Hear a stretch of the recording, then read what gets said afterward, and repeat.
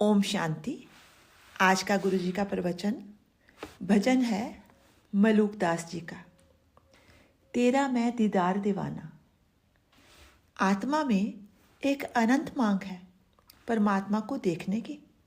मनुष्य प्राणी के दिल में जन्म जन्मांतर की है। जैसे बीज के अंदर फल देखने की मांग होती है। जमीन में बीज फूटता क्यों है? वो चाहता है मेरा विस्तार हो।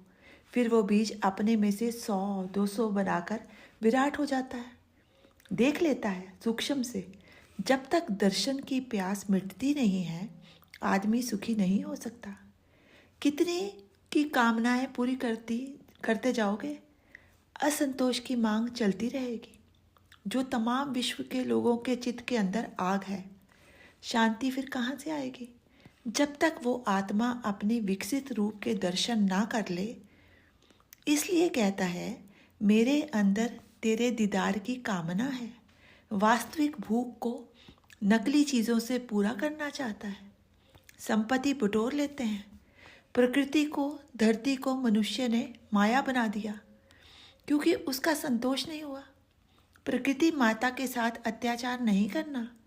मनुष्य ने प्रकृति का बलात्कार किया है। वो सुखी कैसे हो सकता है? शांति का रास्ता कहीं और है। ईश्वर ने जो दिया है हम उसका मान करते हैं। ईश्वर ने जो कुछ दिया है हमको उसकी कदर करना है, तभी शांति मिलेगी। विज्ञान वरदान है, विध्वंस के लिए नहीं है।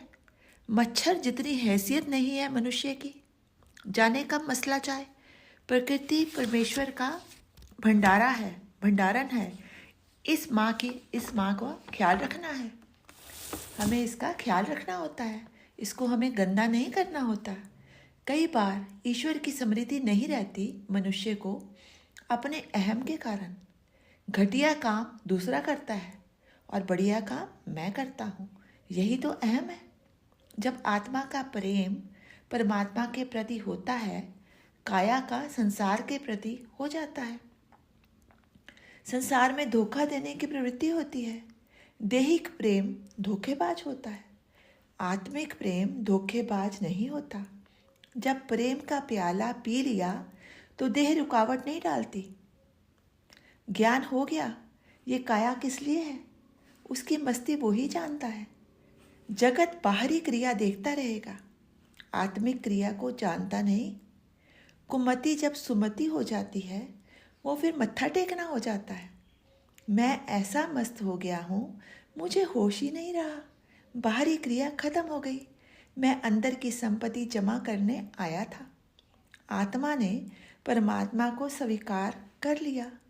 गिर भी गया तुम्हारी नज़र में तो उसकी गोद में गिर गया, बैठ गया उसके कंधे पर।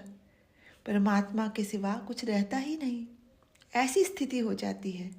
तेरा प्रेम बटोरने के लिए मेरे सिर पर ज्ञान की परात है। परमात्मा ज्ञान स्वरूप, मैं ज्ञान का भूखा। वो मेरी परात में डालेगा, मुझे तृप्त करेगा। आत्मा की परात, काया बर्तन खाली करने की क्रिया का नाम ही धर्म है। पहले टोकरी सिर की खाली करनी है। आंखों में ईर्ष्या की गंदगी, कानों में गंदगी, इंद्रियों में कितनी कुटिलता।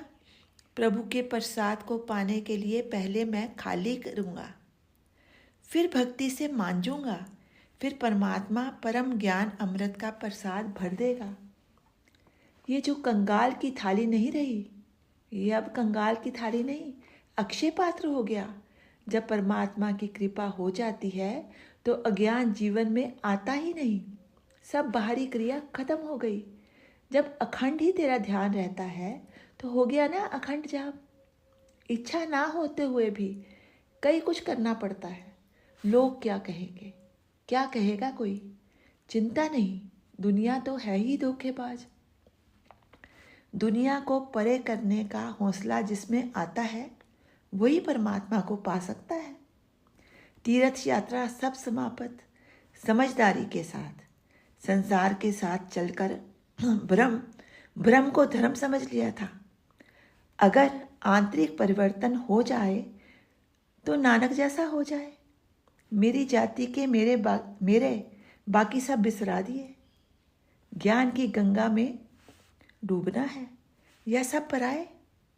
मेरे से पैदा हुआ भी पराया है या किसी के घर जन्मा भी अपना है?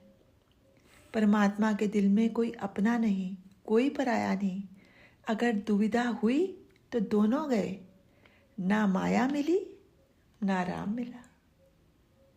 ओम शांति।